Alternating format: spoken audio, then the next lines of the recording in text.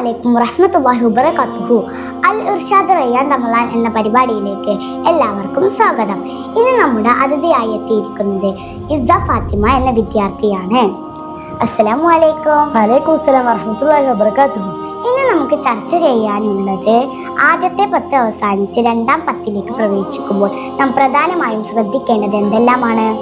റമളാനിലെ ആദ്യത്തെ 10 ദിവസങ്ങൾ റഹ്മത്തിന്റെ അഥവാ കരുണയുടെ ദിനങ്ങൾ എന്നാണ് അറിയപ്പെടുന്നത്.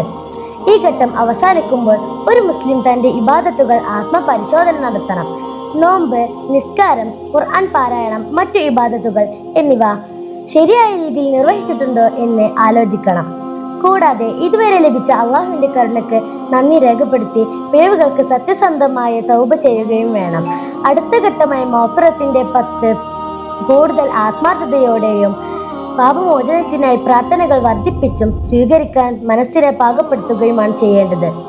വിലപ്പെട്ട അറിവുകൾ പങ്കുവച്ചതിന് 1000 നന്ദി. നാഥൻ സ്വീകരിക്കട്ടെ. ആമീൻ.